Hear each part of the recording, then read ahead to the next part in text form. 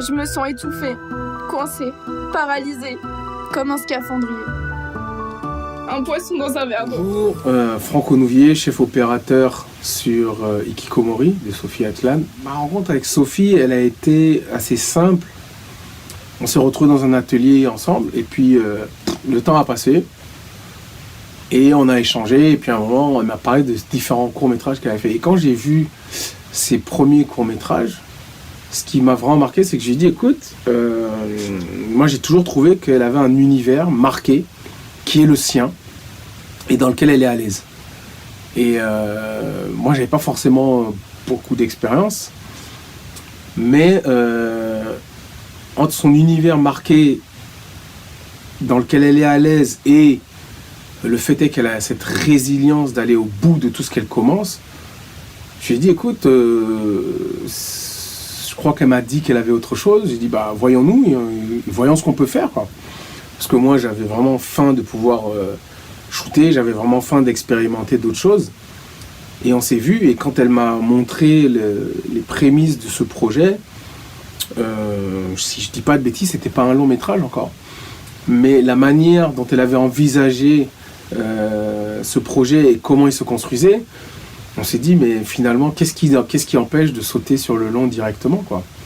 Et de là, c'est un peu parti. Elle est partie, elle a fait tout le travail qu'il y avait à faire pour développer son histoire de façon la plus complète, de développer l'univers et les thématiques qu'elle voulait aborder. Et on est parti ce pari fou de se dire, bon, bah, on y va comme on peut, avec ce qu'on a, et on va faire ce film. Et on a eu la chance d'avoir vraiment une équipe qui a suivi, des gens ouverts d'esprit, des personnes prêtes à tenter quelque chose, je dirais, peu conventionnel. On n'est pas les premiers à le faire, bien sûr, mais à tenter quelque chose de peu conventionnel. Et surtout, c'était une première pour pratiquement tout le monde. C'est-à-dire que quand on prend toute l'équipe artistique et technique, on n'avait jamais vraiment bossé ensemble, tous, en fait. Donc on s'est tous retrouvés autour de ce projet, on s'est tous découverts dans ce projet, et on est arrivé au bout de ce projet.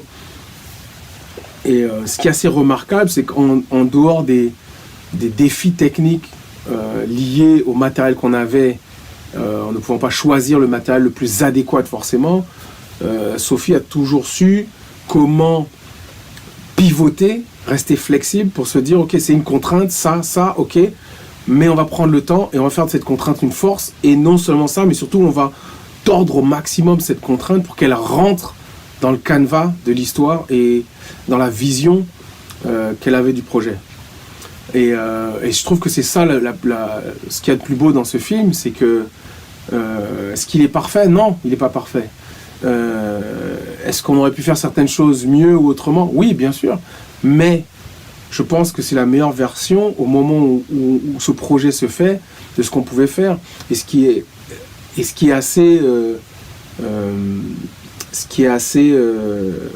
fou, je dirais, c'est que, étant conscient des défis techniques au-delà de ma partie d'image pure, toute la partie effets spéciaux, si je ne dis pas de bêtises, il y a 3 types différents d'animation.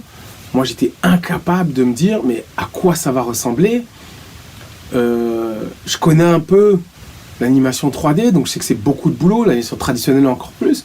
Donc j'avais vraiment du mal à me projeter en me disant, mais comment on va faire dans le cadre du projet, comment il est façonné, comment elle va faire pour arriver à voir tout ça, quoi.